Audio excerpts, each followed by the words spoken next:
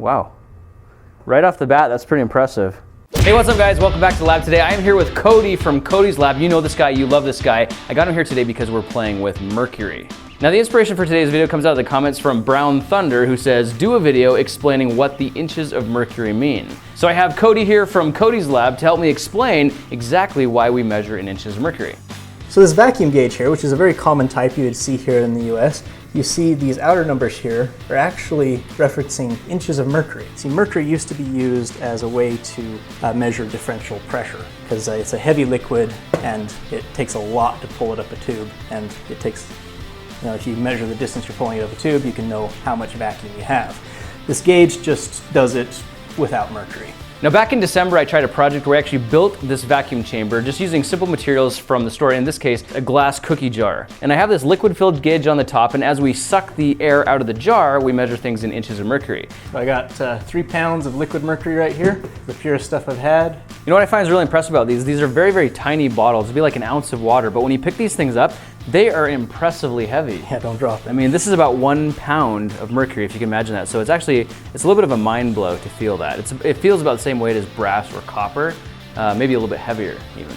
So these bottles are actually full of dental mercury. This is what dentists used to use to make fillings. Mix this with powdered silver, push it into a cavity, and it'd harden up and be chemically resistant and would fix your tooth. Which is kind of mind blowing if you think about it. Putting mercury in your mouth. Now, what would actually happen if we got mercury in our mouths? Would that be a concern? As metallic mercury, it's actually fairly okay.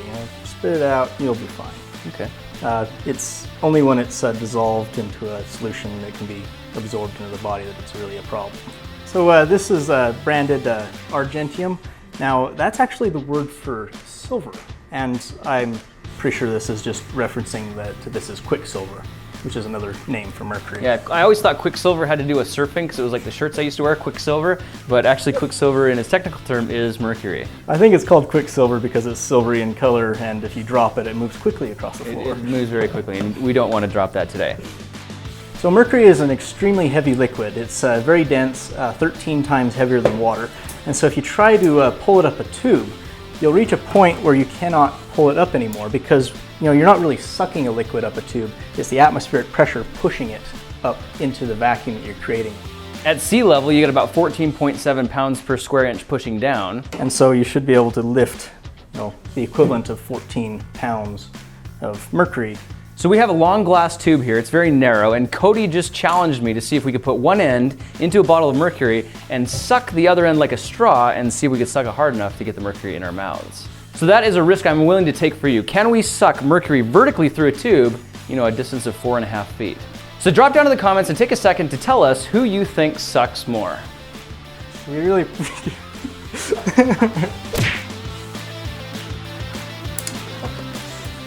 All right guys, so quick update. These rods are a little bit too long. So Cody just used his cool little glass cutting tool and we trimmed them down to about 36 inches or about 3 feet. So I have one job, and my only job right now is to make sure the bottom of this measuring stick stays level with the top of the mercury. When Cody starts sucking, we're gonna be able to measure in real inches of mercury how much vacuum he's able to pull. All right, Cody, you ready for this? All right. Let's see what you got. Wow. Right off the bat, that's pretty impressive. He's already up to 20.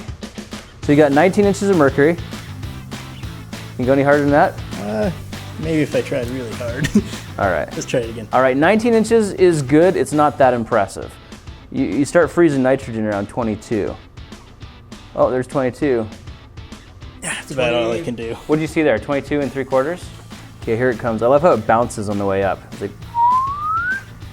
boom. Okay, so we're at 21, 22. It's kind of bouncing there, so let's see where it settles out.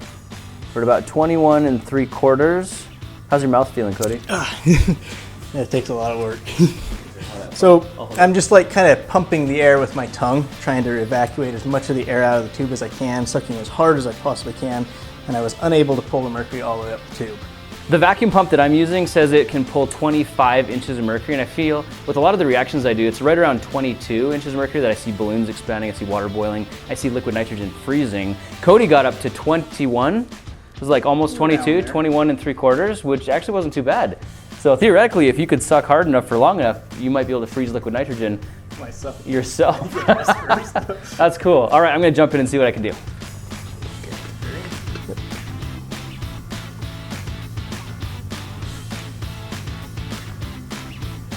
Oh, look at that. That's almost 24.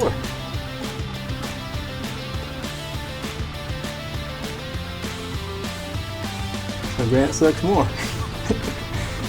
Probably getting to the point where your saliva's boiling. Look at that there. Well, I don't know to pull it out. Look at that. Hey, look at that. Came right down to the bottom. Uh-oh. Woo! That was interesting though. It felt like as I was moving the tube up, the mercury was actually dropping back down the tube. Like it was jiggling, even though I was moving it. Yeah, as you move the rod up, you'll notice the mercury actually went back down. Yeah. The mercury is always going to stay at the same height above the surface of the mercury. Which is interesting, right? It's not like you can just plug it and move this thing around. It's like as I moved it up, the mercury went down. As I moved it down, the mercury went back up. This time I'm going to try and pull it out, and I'm going to set it back down beside the dish there. Okay. Here we go. Watch out. There you go. See the bubble?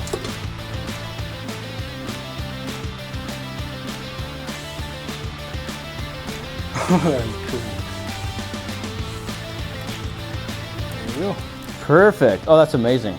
Let's take a second to just talk about what happened there. So what we saw here is as we pulled a vacuum above the mercury, the air pressure pushed the mercury up the tube. And we weren't able to get a perfect vacuum, but we were able to actually get a pretty decent vacuum. We pulled the mercury up 23 something. Check out my tongue. I was trying to hold the vacuum with my tongue. It was like sucking my tongue down inside. I think that's an interesting point. It's not necessarily that I was sucking the liquid up, it's just I was reducing the pressure and the outside air pressure was pushing the mercury back up. Is that right? And since mercury is so heavy, the distance that the air pressure can push it up is just a couple of feet. Yeah. And once you get up around there, 24, 25, it gets very, very difficult to go any higher. Like what would you consider a perfect vacuum in inches of mercury? So at this altitude, see, we're not at sea level right now. 25 inches of mercury would be about a perfect vacuum. If you were at sea level, it'd be about 29 inches of mercury. That's really interesting because when you think about it, the closer you get to sea level, the more atmosphere you have pressing down. And so when you reduce the atmosphere inside the tube, there's actually more pressure to push it up. So at sea level, 29 inches of mercury might be close to a perfect vacuum. And our altitude here, it's closer to 25. So that's very interesting that by sucking it by mouth, we can actually approach very, very closely to those numbers. However, that last inch of mercury is kind of where all the magic happens. Now we're gonna hook the vacuum pump up and see how high the vacuum pump can pull the mercury. When I bought this vacuum pump here, it claims to be able to do 25 inches of mercury, which we read on our gauge all the time. So we're gonna put that to the test with real mercury and real inches and observe the difference. Exactly. Cody's over here trying to rig everything together with glass and torches and do everything professional. I think I'm just gonna shove this down the tube, use a little electrical tape, and see if we can jimmy rig it that way.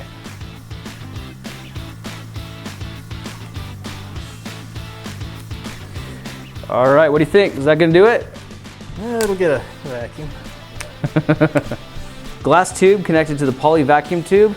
We're gonna draw with machine power and see how machine compares. All right, here we go, man versus machine. Let's kick on the pump. Oh, that's fast. Yeah, so that gets rid of the momentum that it had. Yes, see, it has a little bit of momentum there. You can probably turn it on now. So at the top of the mercury, 25-ish. Must be a high pressure day. Is it a little over 25? Yeah, So we're getting almost on the 26. 25 3/4. And the bottom of the ruler is matching the top of the mercury. It is. So what are you saying, 25 3/4? Yep. Is it creeping its way up a little bit more? Not really. It's just kind of holding. I know you always knew you were right, but now I know why you're right. Here it goes. There it goes, cool. Right on, right on. So cool, let's talk about this for a second. Cody sucked the mercury up almost 22 inches of mercury. Right. I got almost to 24, and I think at this elevation, a full vacuum would be somewhere around 25, a little more than 25. We got this thing up to 26, so is that really accurate? Well, if the air pressure is high, it's a nice day, then the pressure will be higher and the mercury will go up more. In fact, that's how barometers work, and if we go over to my channel, that's what we're going to be building next. So very cool experiment, man versus machine. And I think what we saw is the machine actually sucks about an inch or two of mercury more than we do. But what's interesting is that inch or two makes all the difference in watching the actual reactions inside of a space. And the other thing that's just making sense to me now is the reason that they probably used mercuries in the old thermometers is because it's such a dense metal So it takes a lot to move it, and that way you can compact it into a small space. That's one reason. I mean, if you use like a really light metal like aluminum, your thermometer would have to be like 10 times bigger. Yeah, like the old alcohol thermometers actually had a spiral because the alcohol expands so much. No kidding. That's cool. So on the periodic table of elements, mercury is actually listed Hg, correct? Correct. That's why if you look at the gauge, you're actually going to see a little in Hg. It's actually measured in inches of mercury. Now you know. If you guys like these mercury experiments and the things that we're doing with the glass tubes, check out what we're doing on Cody's Labs channel. We're building barometers to actually measure the differential in pressure around us every day. Like on a good day, the pressure is higher than on a rainy day, and the barometer can be used to predict that. Very old technology, but still very relevant today, and we use it all the time. You just don't know about it because now it's on Google Weather. So hopefully this helps answer the question of why gauges are measured in inches of mercury. That puts a little visual with it. And of course, a big thanks to our friend Brown Thunder for requesting this in the comments below. You can go ahead and check your YouTube inbox, Brown Thunder, or send you 25 bucks. Thanks for joining us for this experiment today. We'll be looking for you in the next one. Talk to you then. My tongue's a little bit numb from sucking so hard. Mine too. Don't put mercury in your mouth, guys.